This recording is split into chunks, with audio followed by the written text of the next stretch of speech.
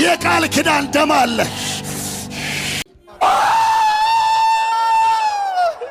ደረሰ ደረሰ ደረሰ ደረሰ።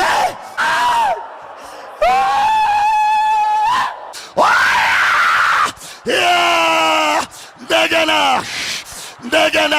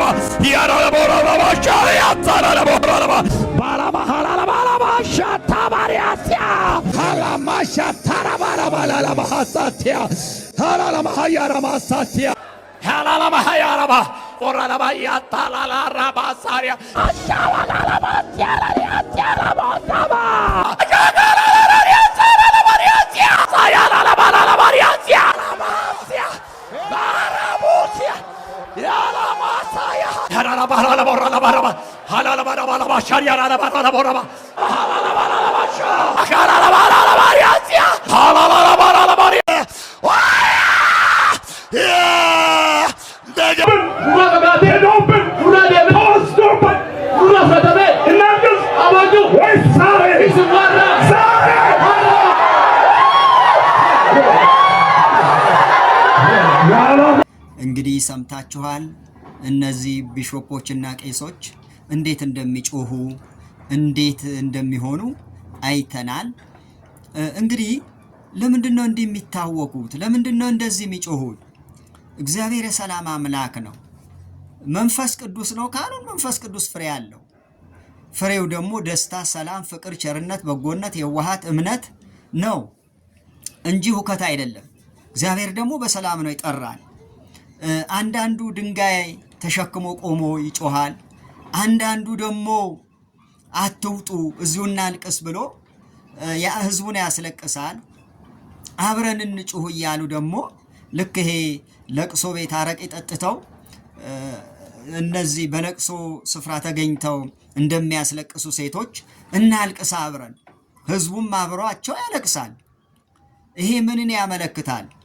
አሁን ላይ ከሐዋርያት ቤተክርስቲያን ብዙ ሰዎች እየወጡ ስለሆነ ሊወጡም የተዘጋጁ ቁጥር ስፍር የሌላቸው ሰዎች ስላሉ ፍርሃት ነው። አትውጡ እዚሁና አልቅስ ነው። ለምሳሌ መጽሐፍ ቅዱስ ሲነግረን ምንድን ነው የሚለው? ሁል ጊዜ በጌታ ደስ ይበላችሁ ይላል እንጂ ሁል ጊዜ አልቅሱ አይልም። ሁል ጊዜ ጩሁ አይልም። ምናልባት ይሄ ጩኸት ወደ እግዚአብሔር የሚደርስ ጩኸት አይደለም፣ እዚሁ የሚቀር ጩኸት ነው። እናንተም ጎሮሯቸው ያማቸዋል።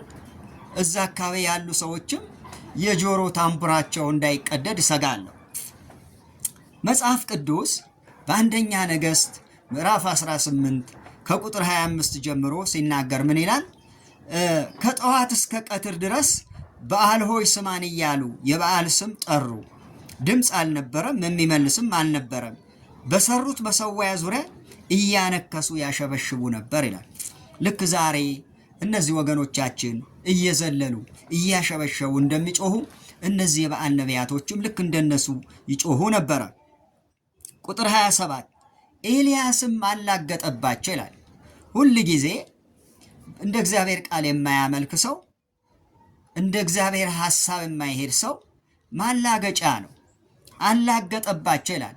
ኤልያስ ያላግጥባቸው ደግሞ በጣም ተበሳጩ። መጽሐፉ ይነግረናል። በጣም ተበሳጩ፣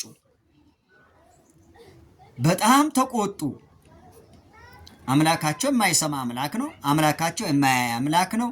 አምላካቸው ቢጠራ የማይመጣ አምላክ ነው። ዛሬ የእናንተ አምላክስ? ሰሚ ከሆነ ይሄ ሰማያዊ ሥጋ የሚባለው አምላክ ሰሚ ከሆነ ለምን አይመጣም? ለምን አያግዛችሁም? እንዲህ ስትጮሁ ለምን የሆነ ነገር አያደርግም? ቁጥር 28 በታላቅ ቃል ጮሁ ይላል። ኤልያስ ካላገጠባቸው በኋላ በታላቅ ቃል ጮሁ።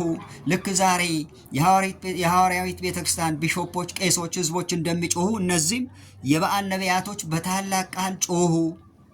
ይሄ ጩኸት ምንም ያመጣው ምንም የፈየደው ነገር የለም። እርግጠኛ ነኝ ዛሬ እናንተም ጩኸት ምንም የፈየደው ነገር የለም። ብትጮሁ አትውጡ ብትሉም ሰዎች ከመውጣት አላገዳቸውም። ሰዎች እየወጡ ነው፣ እየደወሉ ነው። አሁን እኔ ጋር ብዙ ሰዎች። ክብር ለጌታ ይሁን። ቁጥር 29 ትንቢት ይናገሩ ነበር፣ ድምፅ አልነበረም፣ የሚመልስና የሚያደምጥም አልነበረም ይላል። ሰሚ የሌለው አድማጭ የሌለው ዝም ብሎ ጩኸት ነበረ። ቁጥር 40 ላይ የበዓል ነቢያቶች ፍጻሜያቸው ምን ሆነ? ወደ ቂሶን ወንዝ ወስዶ ኤልያስ አሳረዳቸው ይላል። አንዳንድ ሃይማኖት ያሳርዳል፣ ከሕይወት ጎዳና ያወጣል፣ ከእግዚአብሔር ጋር ያጣላል፣ በሰው ፊት